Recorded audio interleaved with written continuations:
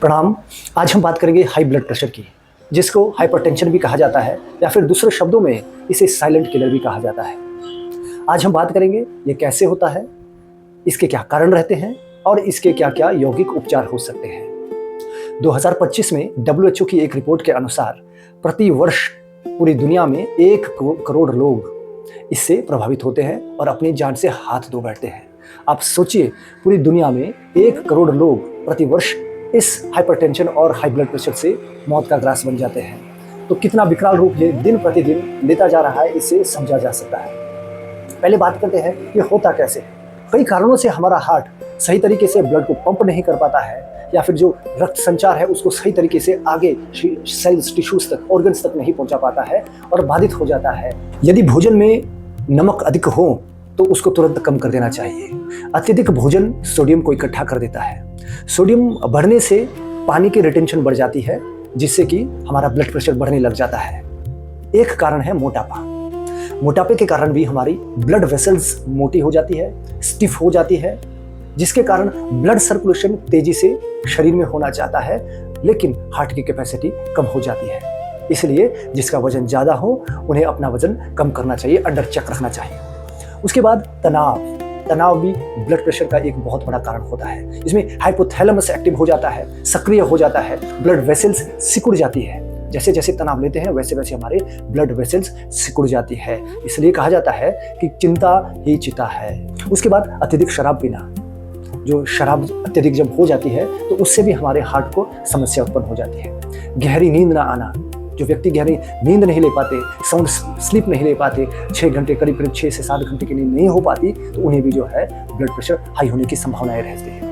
कई केसेस में आनुवंशिकता भी होती है, हेरिडिटरी भी होती है, जिनके पिताजी, दादाजी, नानाजी, ये पेडिग्री से जो आती है उसमें भी जो है ये समस्या देखने को मिली है। दवाइयाँ, मेडिसिन जो हम लगातार लेते हैं उससे भी जो है हमारी किडनीज डैमेज हो जाती है। उसके बाद धूम्रपान और तंबाकू भी बहुत ही घातक सिद्ध होता है। इसके कारण से एंडोथेलियल डिसफंक्शन हो जाता है, जो आर्टरियल स्टिफनेस देता है। आर्टरीज स्टिफ हो जाती है, ब्लड सर्कुलेशन आगे नहीं बढ़ पाता है। नशा करने से, धूम्रपान करने से कार्बन मोनोऑक्साइड बढ़ जाता है। कार्बन मोनोऑक्साइड इकट्ठा होने के कारण ऑक्सीजन का फ्लो हमारे ब्लड सर्कुलेशन में नहीं जा पाता है। यह भी एक बहुत बड़ा कारण हो जाता है। इससे कार्डियोवैस्कुलर सिस्टम को बहुत ही कड़ी मशक्कत करनी पड़ती है। अब हम बात करेंगे ऐसा कौन सा भोजन करना चाहिए जिससे हमारा हाई ब्लड प्रेशर सामान्य हो सके।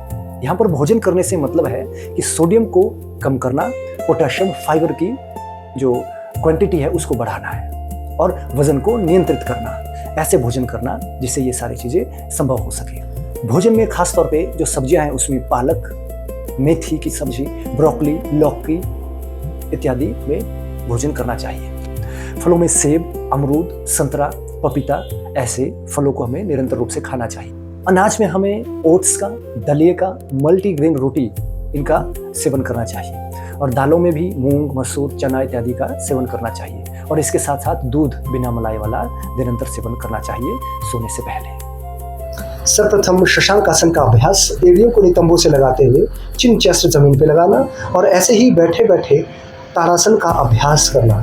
और उसके बाद शवासन अत्यंत आवश्यक है। उसके साथ साथ नाड़ी शोधन का अभ्यास बिना कुंभक के करना। एक नासिका से श्वास लगातार लेना और दूसरी नासिका से लगातार श्वास को छोड़ते जाना। यह अभ्यास सामान्य रूप से 10 से 15 मिनट तक किया जा सकता है। और ऐसे ही उसके बाद शीतली प्राणायाम का अभ्यास करना। जिह्वा से लंबा गहरा श्वास लेना और नासिका से श्वास को छोड़ते जाना। भ्रामरी प्राणायाम रक्त संचार को सामान्य करता है।